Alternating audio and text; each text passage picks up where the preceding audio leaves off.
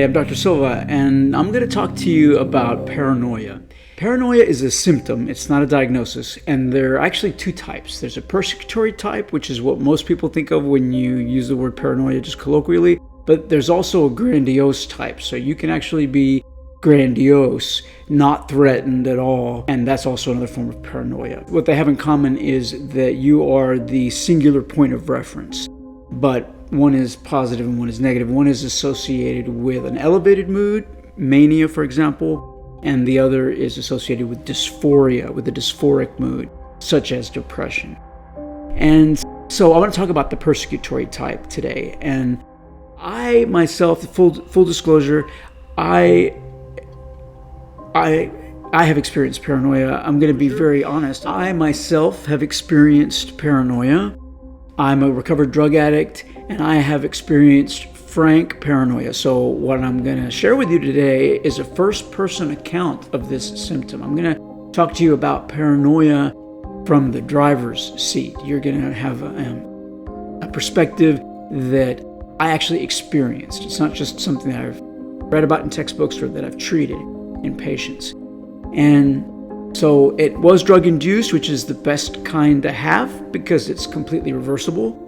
And luckily, thankfully, I got sober and I never had that symptom again.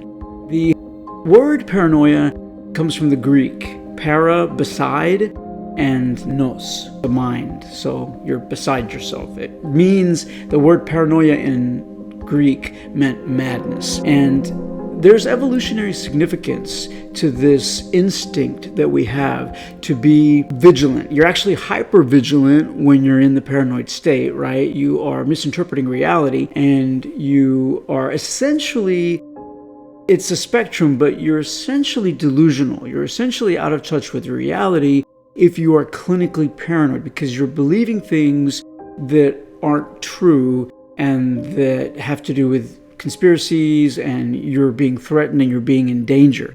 And again, the severity is a spectrum, so not all people who are experiencing paranoia necessarily have a fixed belief. That's the definition of a delusion, that the belief is not only false, but it's fixed. You cannot convince the person otherwise. And if you're just a little paranoid and you're just jumping to conclusions, but you can be talked out of it, you're still paranoid, but you're not delusional per se. Hope that makes sense. Also, just a real quick word on terminology. A lot of times people will say, they'll use the word paranoia when they're talking about social anxiety, especially when they use cannabis. And they'll say, pot makes me very paranoid. But what they mean by paranoid is incredibly self-conscious. And they're worried about what other people are thinking about them, and they don't know what to say, and they can't make eye contact. That's social anxiety, social phobia, which is often exacerbated when a person smokes marijuana, and it's not related to paranoia. It's not paranoia at all, so that's a misnomer. What causes paranoia? Well, there's probably not one pathophysiology. Again, it's a symptom, not a diagnosis, but even diagnoses are syndromal anyway, so you could have two people with paranoid schizophrenia, both of whom may be very paranoid, but for very different reasons. They may have different etiologies, different pathophysiologies. Essentially, they don't even have the same disease, but we're calling it paranoid schizophrenia, and they both meet criteria for paranoid schizophrenia. Actually, we don't use those classifications anymore. We used to say paranoid schizophrenic, disorganized schizophrenic. There were different types, catatonic. There were different types of schizophrenia, but now we've dropped that. So in the DSM-5, it's just schizophrenia. And you may or may not have paranoia as a prominent feature of that. What diagnoses do we see paranoia in? Well, there's a paranoid personality disorder, and it's the same type of symptoms, but again, on that spectrum, they're closer to the non-delusional side of things. But there are also characteristics. They're very suspicious people, and they have certain characteristics that are not really have anything to do with paranoia per se, frank paranoia per se, the way we're defining it. That's a personality disorder. And there is a schizoid personality disorder, and then all the schizophreniform illnesses, schizophrenia itself, which there used to be, a paranoid type, and schizoaffective disorder, depressed type and bipolar type, all those disorders that tend to have psychosis as a feature can certainly feature paranoia, because paranoia is often a psychotic symptom. Not always, but often. You also see it in dysphoric major mood episodes.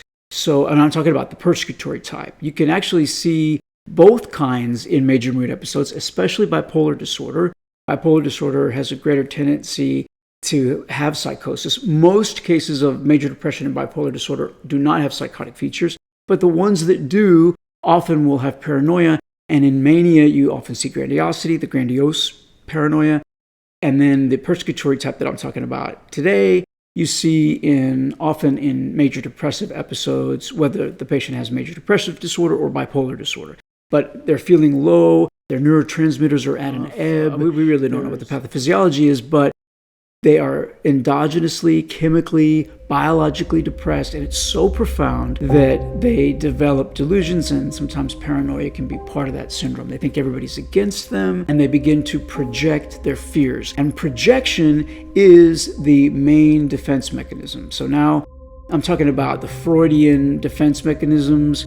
One of them is projection, where you take your unacceptable, unwanted, anxiety-provoking, threatening feelings, attitudes, and desires, and you project them outwardly. So, and often you see people doing it, it's unconscious or preconscious usually. If I feel a certain way, then I will ascribe the way that I'm feeling deep down inside that I may not be aware of or willing to admit or acknowledge. I'll ascribe those thoughts and feelings to somebody else because I'm feeling it. And so my mind assumes that, well, that person's probably feeling that, and not knowing that I'm really talking about myself. That's called projection. And you see it in various forms. And I'm not saying that when you see projection as a defense mechanism, when you see a person who otherwise isn't depressed or doesn't have schizophrenia, when you see that person projecting, I'm not saying they're paranoid, but in paranoia, what you see is projection of fear, and that fear is coming from whatever chemical imbalance, whatever the illness is, not enough serotonin or too much dopamine, whatever the problem is in the limbic system, in that area of the brain that's responsible for emotions, where our primitive instincts arise. You have fear, and that fear is then projected outwardly, and you begin to ascribe motive to other people because you are afraid, so they must be after you. So that's how that works. And Freud, he was full of shit, but he was going somewhere with those defense mechanisms. And I do a whole series on defense mechanisms. They're fascinating. I encourage you to check those out. The most common cause of paranoia is drug-induced. We have an epidemic of drug use, and the stimulants in particular cause paranoia. And one of the potential mechanisms, one of the theorized mechanisms, is too much dopamine. And indeed, if you increase dopamine with Adderall or another amphetamine, or especially methamphetamine, especially if you're smoking it or injecting it, and particularly as you do it over a long period of time, so there are large quantities of it, and then sleep deprivation on top of it, which is a side effect, but can also then make your brain very, very vulnerable to these other symptoms. So you have somebody, say, who's been abusing meth for a period of weeks, and they go on a bender and they've been up for days. That person is almost certainly going to be paranoid. They have some degree of paranoia. And so that's the most common type to have, but it is a very dangerous symptom. And it's actually dangerous for other people, because probably the most dangerous person is an acutely paranoid person. They feel cornered, they feel trapped, and they're going to act to protect themselves, to defend themselves. If that means striking first, that happens. And so people think that paranoid schizophrenics, individuals with schizophrenia are dangerous, and that's a complete fallacy. Schizophrenia, those individuals, that is a degenerative syndrome. It's a cluster of disorders that we don't really understand very well, some of which are genetic, but there are a lot of symptoms. There are positive symptoms, there are negative symptoms. You see delusions and hallucinations a lot of times, and cognitive symptoms, and major depression is very common. But whether you see paranoia or not in the context of schizophrenia, those individuals are not, by nature of that illness, they're not aggressive. That's just not true. But a paranoid person, a guy on meth, who's been up for days, who's peeking through the shutters and calling the police. And that's another thing. That textbook paranoia where a person is turning off the lights and whispering so that the neighbors don't hear through the walls, and they're literally peeking through the shutters, looking at cars that are passing by, convinced that they're seeing the same cars pass by and that those people are staking out their home, and eventually feeling so threatened that they pick up the phone and call the police on themselves, and there are the drugs and a pile in the corner and they're calling the police.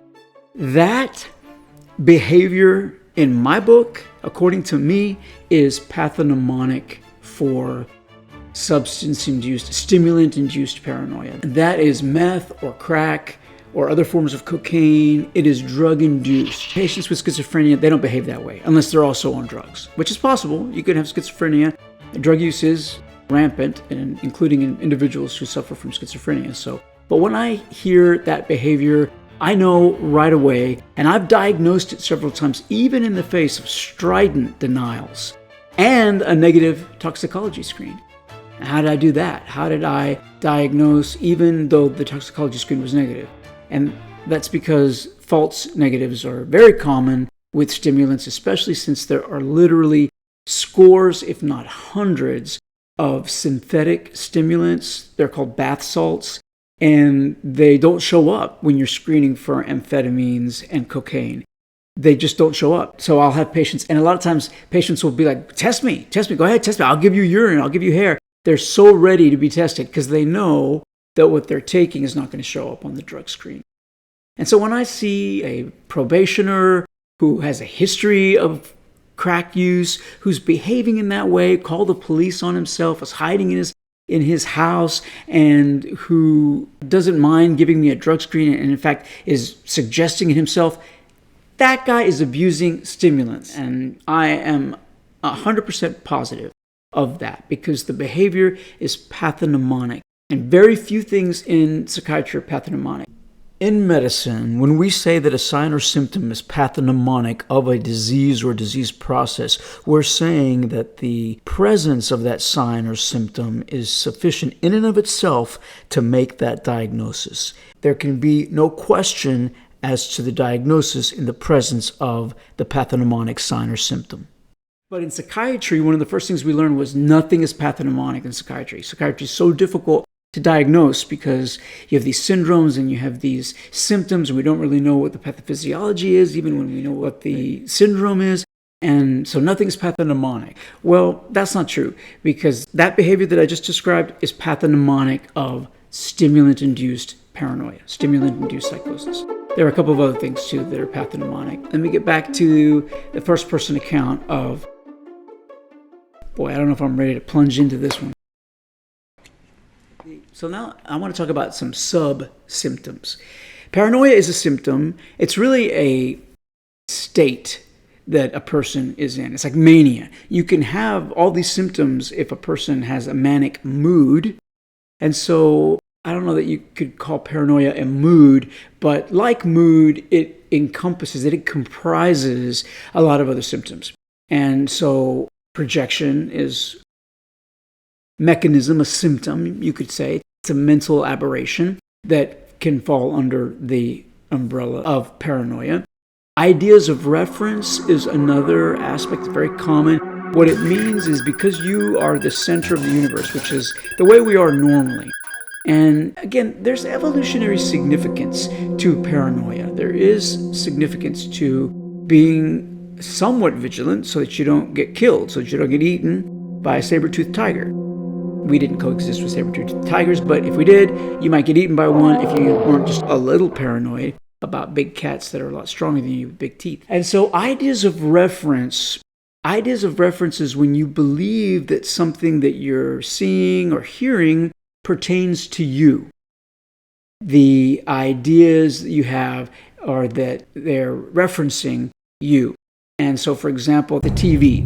patients will hear characters talking on television, and they're convinced that the characters in the sitcom are talking about them, that what is being said is referring to them and a commentary on whatever's going on with the individual. And it's usually negative, right? Because this is persecutory paranoia.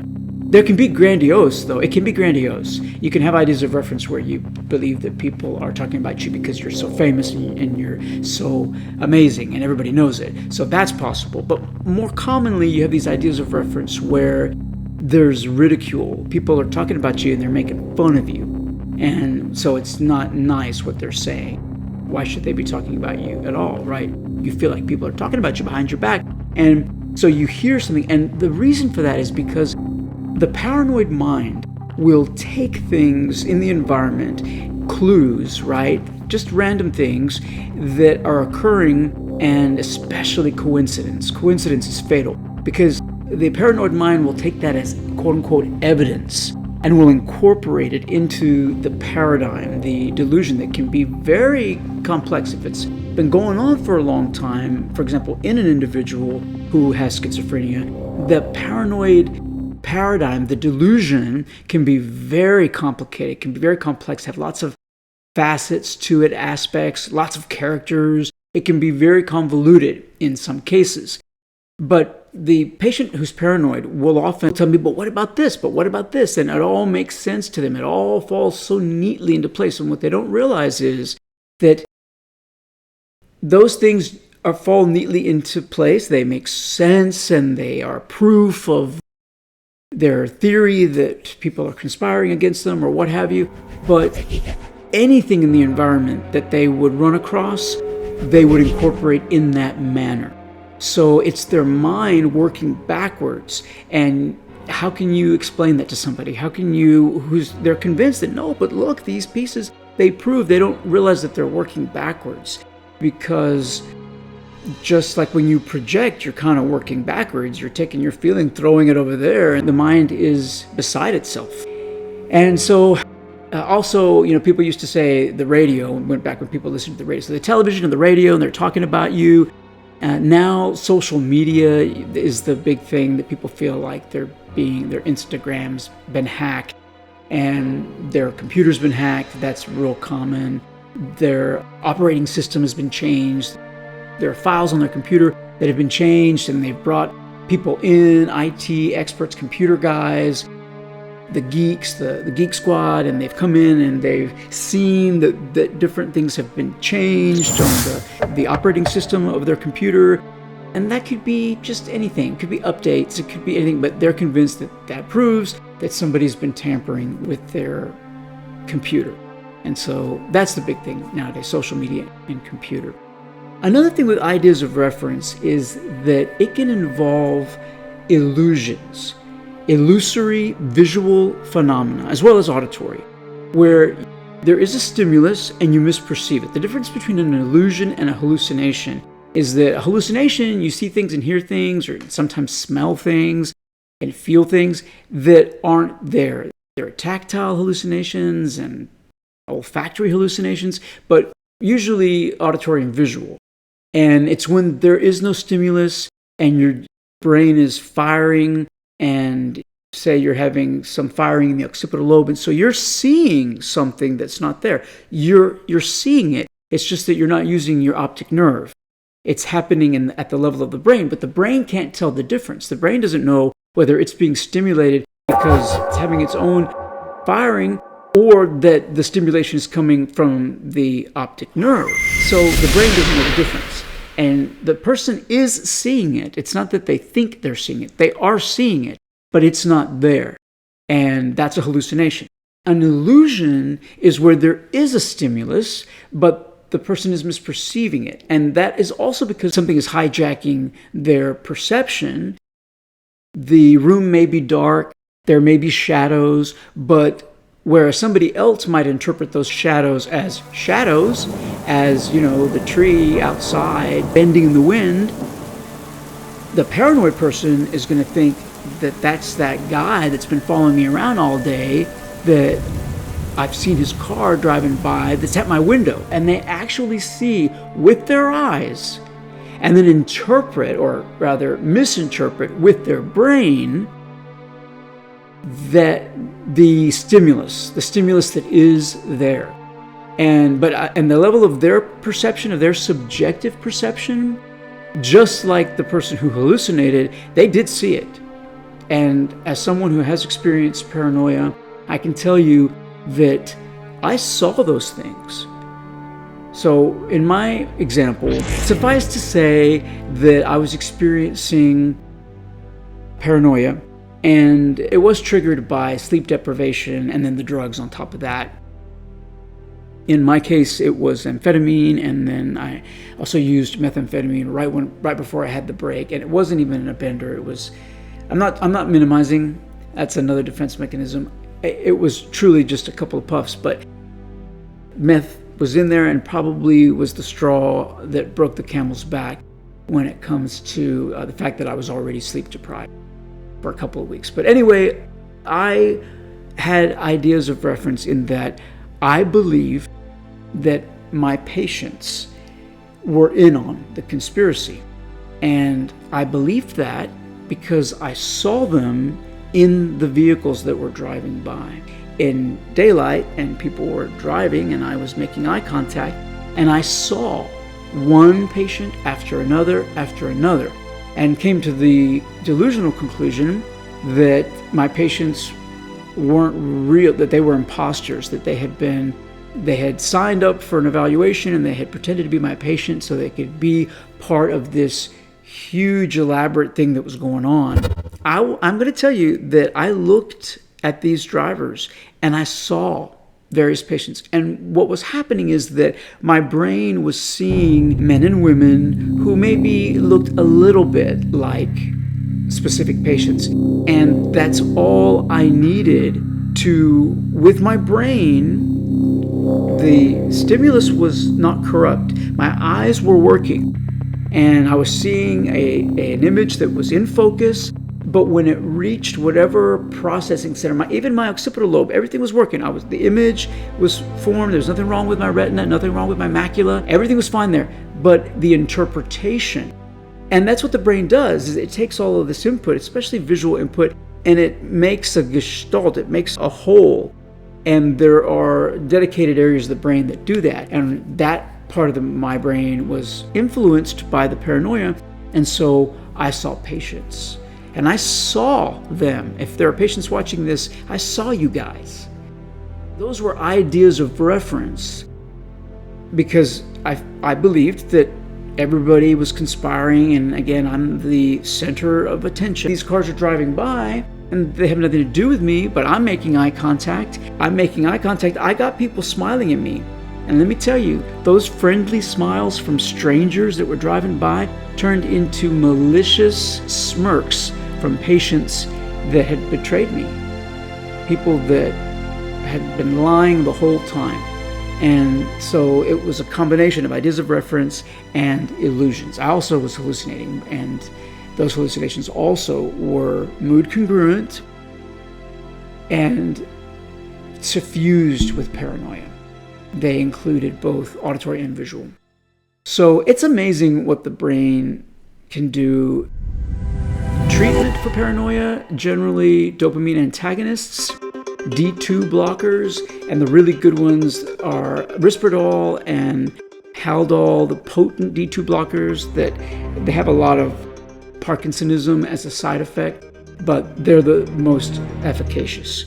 And short course of that, if the episode is circumscribed, and certainly if it's drug-induced, you would treat just overnight that person. And that's another clue. If a person comes in and their psychomotor agitation, they appear to be a little manic, they haven't been sleeping, they were in their house in the dark, they called the police, there's a history of drug use, their drug screen is negative, and the next morning after a hard sleep, they sleep hard, they wake up, they're all disheveled and bleary-eyed and no longer delusional.